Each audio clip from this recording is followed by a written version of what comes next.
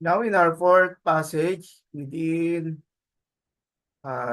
chapter 7 of the Gospel of Matthew is we're going to talk about the golden rule in the Sermon of the Mount. Okay. And so the verse said, so whatever you wish that others would do to you, do also to them, for this is the law and the prophets, the law and the prophets. Logically, it serves as the conclusion to 7:1 to 12. Scott McKnight, yet we cannot fail to observe that the golden rule of 7:12 officially closes the teachings of Jesus in the sermon and summarizes the essence of the sermon. It sounds like Matthew 5:17 to 20, where law and prophets are also mentioned, no? Did not come to abolish it but fulfill. We see it mentioned here again, no? Leading some to think it summarizes all that has been said from 5:17 to 7:11. There are about the golden rule. There are also um, um, different sources, no. For example, the Epistle of Aristeas 207, the king said, "What is the teaching of wisdom?" And his sage responded, "In everything do to others as you would have them to do to you." Okay? So sounds like Leviticus 19, ano? And then Tobit 4:15, never do to anyone else anything that you would not want someone to do to you. Notice that Tobit uses it in a negative, no? No. So there is a double negative in the statement, no? Never and then later on, not want. No? So if you take this positively, you can see that it also goes back to the basic definition and understanding of the golden rule. Now with the Greek Plutarch, in his Consolacion ad Apollonium, there are two of the inscriptions at Delphi, uh, uh, um, sacred place, no, which are most indispensable to living. They are know thyself and avoid extremes. For on these two things, two commandments hang all the rest. So interesting because it has a pagan parallel, no, to how Matthew 5:17 is described, no? And then Confucius, always treat all others as you yourself would like to be treated. So now we can see here a positive, no, positive way of doing things. And then Midrash Shabbat, the statement said, "Judge not thy fellow until thou art come to his place." So it's difficult to judge another person since you do not know what's going on, what's happening in his life. Sifra on Leviticus 19, thou shalt love thy neighbor as thyself. Rabbi Akiba said that is the greatest principle in the law.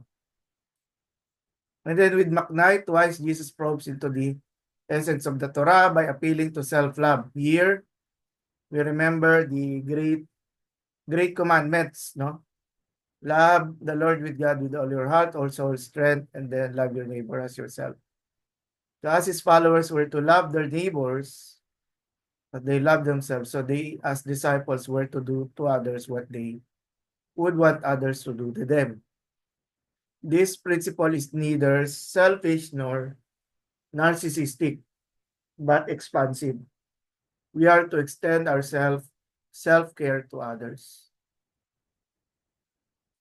So there is a simple reciprocity at work. The very thing, whatever it is that you want others to do to you, that is the very thing, whatever it is that you should do to others. And I think it's uh we can also see the benefits, no?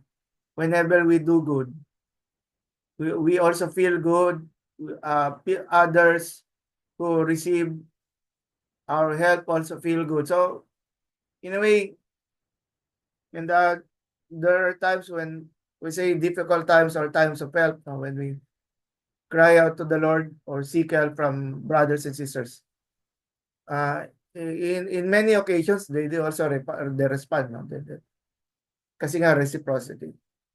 And people who are able to understand, no? People who have experienced difficulty, carry each other's burden. We remember, no? Sharing the burden. Ulrich Luz said in the Golden Rule, Rad is radicalized by the Sermon on the Mount. Everything without exception, which is demanded by love and the commandments of Jesus, you should do for other people. From Luz's commentary, Matthew 1 to 7.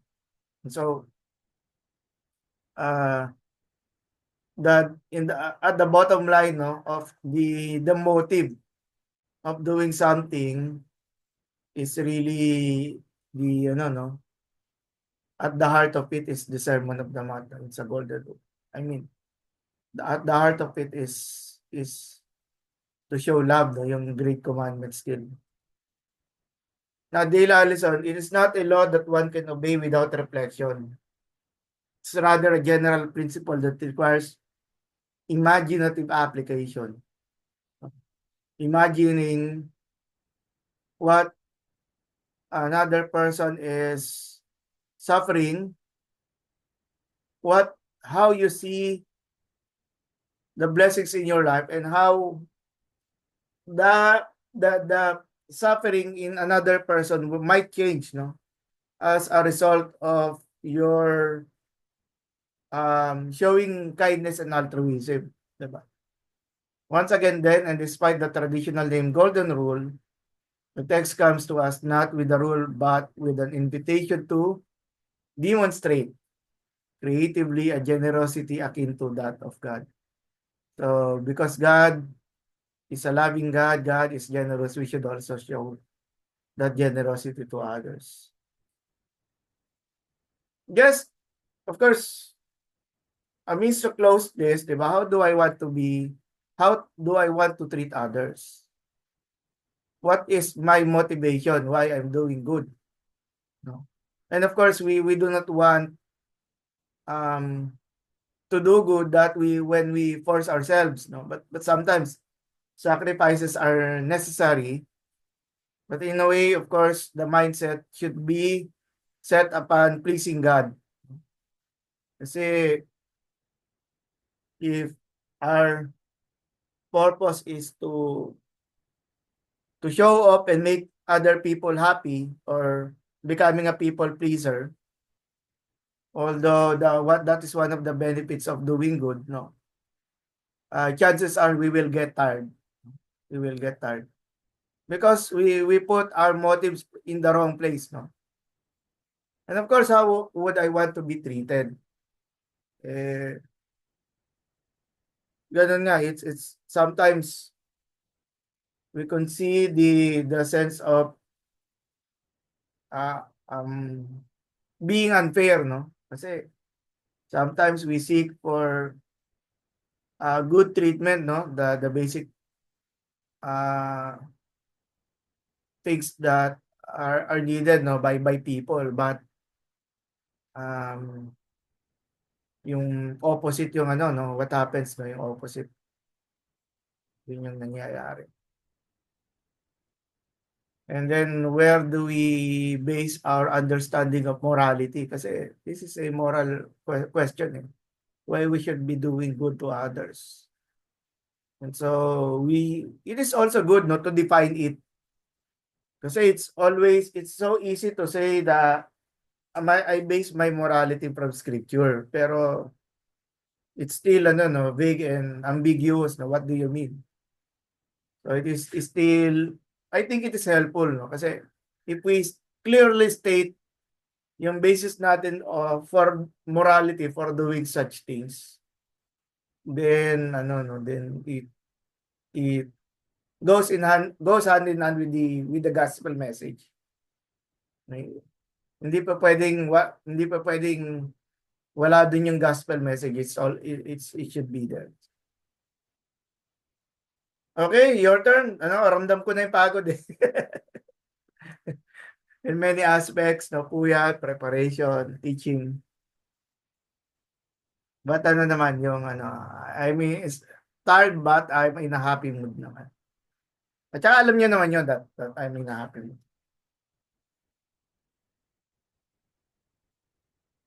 Golden rule. Ay, before you go on, I heard no yung isang discussion that if you are a teacher, um, yung sense, I hope this is true, no? Yung sense of passion is passed on to the students. Eh. Oh, we know that kasi tayo naman ay naging young children din tayo listening to the preachers, no? Sometimes tayo pa yung lumalapit sa altar call, no? Raising our hands. No? But, yeah. Sige, how about you? Yun.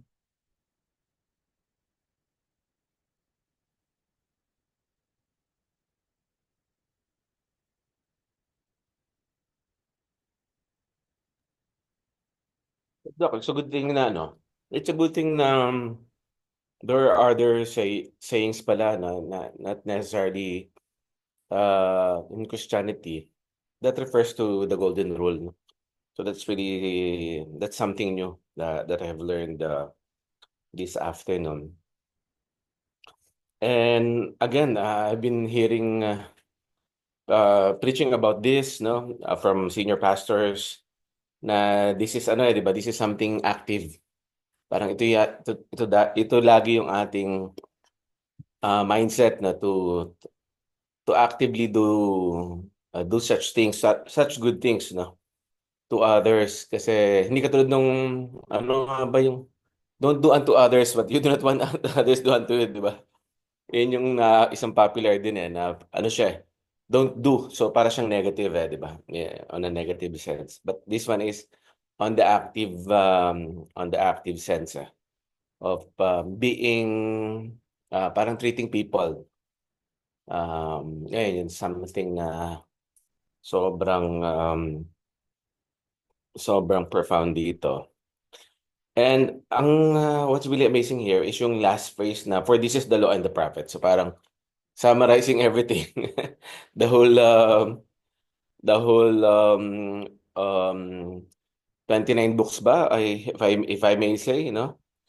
Na it's all about this. It's all about really having that positive attitude of doing good for others, no? So again, a great revelation coming from the Lord during his time, diba?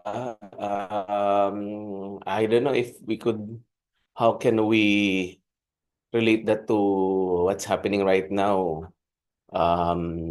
Siguro sa atin na lang muna, sa household na lang muna natin. But I was actually thinking of the current war, no? War in the Middle East, in Jerusalem, no? So I don't know how uh, parang this is really something parang rather than a whole nation, this is down to the individual person that resides in every country, not necessarily in Jerusalem alone, in Israel.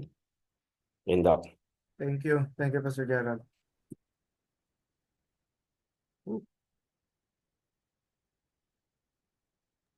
Doc, appreciate nga pala yung yung how you are presenting everything. So I'm really thinking na pag nagkaroon na pala ako ng research, baka may tip ka on how do we look for meron ka bang meron ka bang standard na sinusunod na okay, sige, I'll go on this kind of view to this person. I've been hearing Talbot, I've been hearing Talbert, I've Ah, been hearing yeah.